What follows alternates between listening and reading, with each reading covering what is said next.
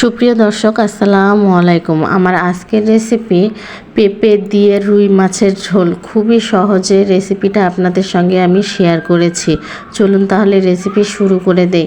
এখানে আমি একটা প্যান নিয়েছি। প্যান গরম হয়ে আসলে তেল দিয়ে দিচ্ছি পরিমাণ মতো। তেলটা গরম হয়ে আসলে দিয়ে দিব রুই মাছ। আমি মাছগুলো একটু ভেজে নিব। আমি ভেজে মাছটা রান্না করব, আপনারা না ভেজেও করতে পারেন। আমি 3 টুকরো রুই মাছ নিয়েছি, আপনারা কম বা বেশিও নিতে পারেন। এরপর এক পাশ হয়ে গেলে অপর পাশ উল্টিয়ে দিব। দুই পাশে খুব ভালোভাবে মাছটা ভেজে নিব। আমার মাছটা ভাজা হয়ে গিয়েছে, এরপর আমি তেল ঝরিয়ে উঠিয়ে নিচ্ছি। ওই একই তেলে যে মাছে আমি মাছ ভেজেছিলাম ওই তেলে আমি রান্নাটা করব। দিয়ে দিলাম পেঁয়াজ কুচি। আমি হাফ কাপের মতো পেঁয়াজ কুচি নিয়েছি। পেঁয়াজটা একটু নরম হওয়া পর্যন্ত ভেজে নিব নেড়ে চেড়ে। পেঁয়াজটা নরম হয়ে আসলে দিয়ে দিব রসুন বাটা 1 টেবিল চামচের মতো, আর দিয়ে দিব আদা ডিপ ফ্রিজে রেখেছিলাম, একটা কিউব দিয়েছি। এরপর একটু নেড়ে ছেড়ে নিব। এখন দিয়ে দিব হলুদ গুঁড়ো 1 টেবিল চামচ এবং দিয়ে দিব মরিচ গুঁড়ো 1 টেবিল চামচ। এরপর দিয়ে দিচ্ছি ধনিয়া গুঁড়ো হাফ টেবিল চামচ, আর দিয়ে দিব জিরা গুঁড়ো হাফ টেবিল চামচ। দিব স্বাদ মতো লবণ। এখন দেওয়া হয়ে গেলে সব কিছু উপকরণ একটু ভালোভাবে নেড়ে চেড়ে মিশিয়ে নিব। আর দিয়ে দিব আস্ত কিছু মশলা। এখানে আমি দারুচিনি নিয়েছি 2 টুকরো, আর সাদা এলাচ নিয়েছি 2টি।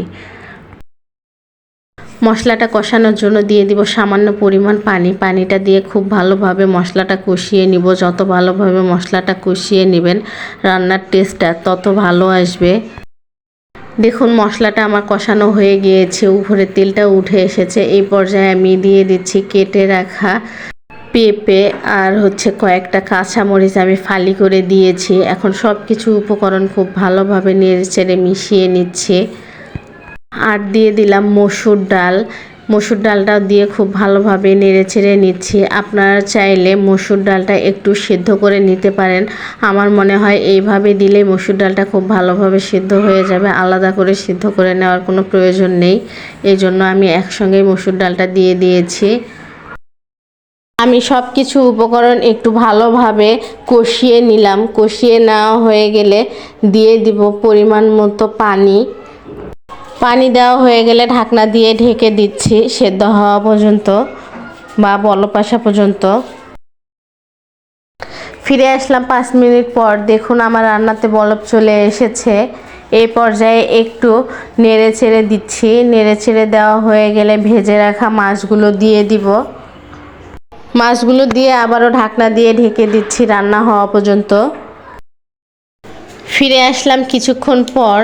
দেখুন আমার সব কিছু সিদ্ধ হয়ে গিয়েছে, ডালটাও সিদ্ধ হয়ে গিয়েছে এবং পেঁপেটাও সিদ্ধ হয়ে গিয়েছে, আর ঝোলটাও টেনে গিয়েছে। এই পর্যায়ে আমি একটা কাজ করব, এটাকে বাগার দিয়ে দিব।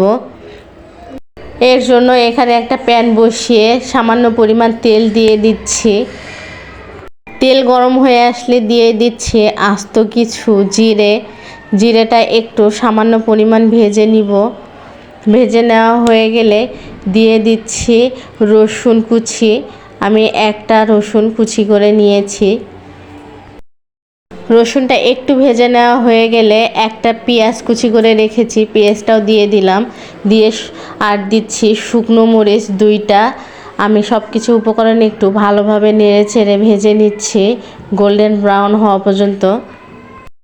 পেঁয়াজ রসুনটা আমার ভাজা হয়ে গিয়েছে। এখন দিয়ে দিচ্ছি ডালের মধ্যে।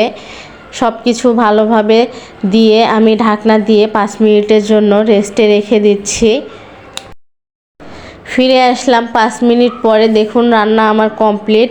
চলুন আপনাদেরকে পরিবেশন করে দেখাই। দেখুন কত সহজে মসুর ডাল করে পেঁপে দিয়ে মাছের ঝোলটা করে ফেললাম। আপনারা যারা পেঁপের এই রেসিপিটা একবারও ফলো করেননি, আমি বলবো স্টেপ বাই স্টেপ এই রেসিপি আমার ফলো করে আপনারা যদি এইভাবে রান্না করেন, গরম ভাতের সঙ্গে খেতে ভীষণ মজার লাগবে। আর আমাকে কমেন্ট করে জানাতে ভুলবেন না কেমন হয়েছে। আজকে এই পর্যন্ত, আবার অন্য কোনো রেসিপি নিয়ে আপনাদের মাঝে চলে আসব। সেই পর্যন্ত সবাই ভালো থাকবেন, সুস্থ থাকবেন। আল্লাহ হাফেজ।